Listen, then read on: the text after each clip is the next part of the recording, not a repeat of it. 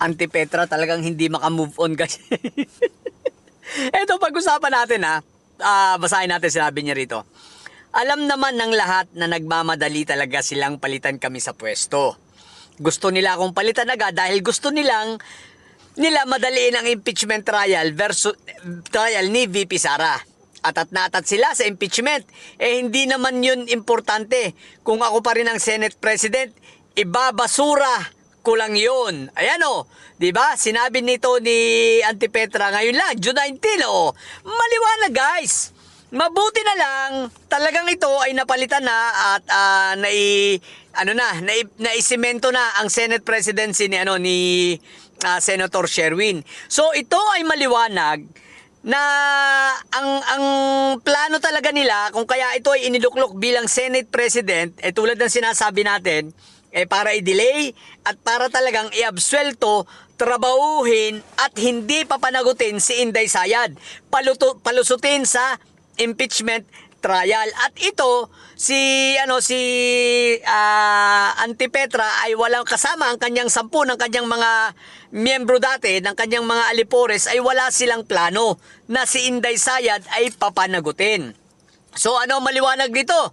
Ito si Antipetra, itong kapatid niya na si Madam Pia Madam Damin, ito si Aimee Mangga Barrena, at yan tatlo, si Kambing Nana na si Robin Padilla at si Marco Tae, yan limang yan, solid talaga yan na walang chance yan na boboto yan ng guilty laban kay Inday Sayad na i-convict ng mga yan. Wala talaga dahil simula't simula wala talaga silang plano na i-impeach na-impeach na, ma-convict kahit pa sabihin mong punong-puno ng ebidensya, kahit pa sabihin mo na lalabas ang maraming mga ebidensya laban dito kay Inday Sayad. Itong limang ito, nakasemento na ito na hindi ito boboto ng conviction ni Inday Sayad. Pero guys, ito ang sinasabi natin.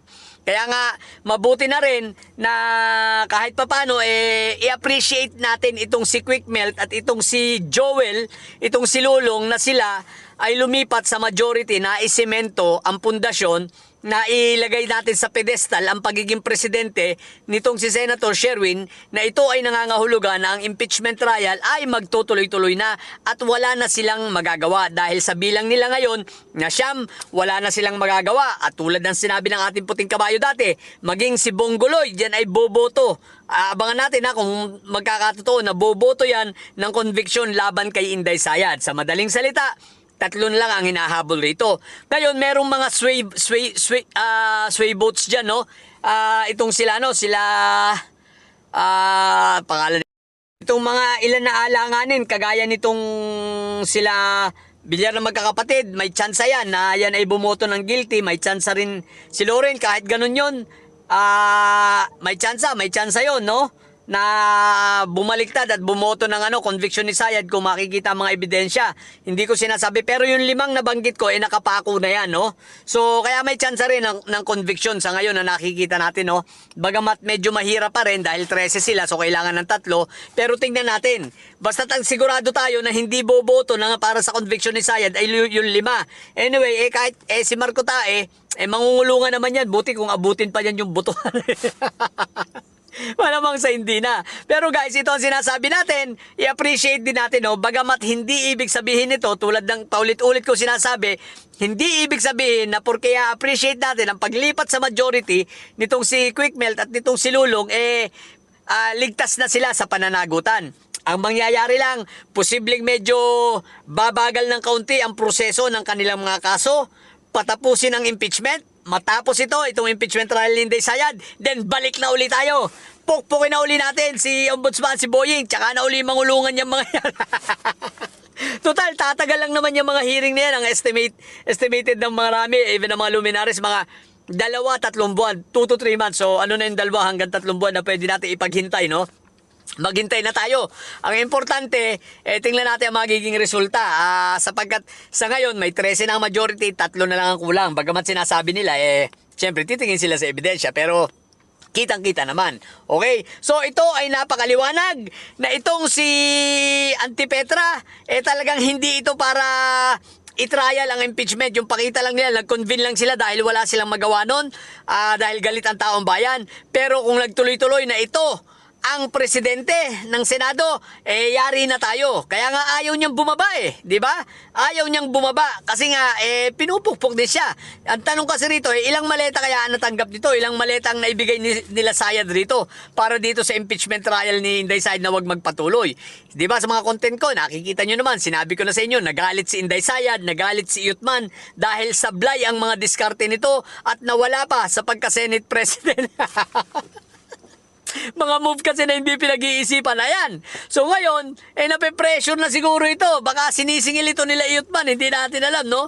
So yan, kaya buti na lang. Buti na lang guys. At hindi siya nanatiling Senate President. Dahil kung ito ay kung hindi pa natin na i-posisyon si Senwin at hindi ito na-isimento ang kanyang pagiging Senate President at hindi nagkaroon ng 13, bilang na 13, ay naku po Rudy, hanggang ngayon magulo. Malamang-lamang magulo yung nangyaring pre-trial. Baka nga may chance hindi natuloy yun. So mas may chance na mapepending, i-delay hanggang sa mabaliwala ang impeachment trial at makalusot na naman si Sayad. So buti na lang talaga, no? So ang payo natin dito kay ano pa nga ito kay Antipetra, mag-online selling ka na lang kasi mag-concentrate ka na lang doon. Huwag ka nang pumasok sa Senado, mag-resign ka na lang kasi sayang ang pasweldo sa'yo. Isipin mo yung ginastos na perang nasayang, 700 million dahil sa katarantaduhan mong hinayupa ka. Kaya huwag ka nang mag-resign ka na lang, Antipetra, mag-online ka na lang. Mag-online selling ka na lang, tapos isama mo na yung iba mong isama mo na yung limang bugok na kasamahan mo.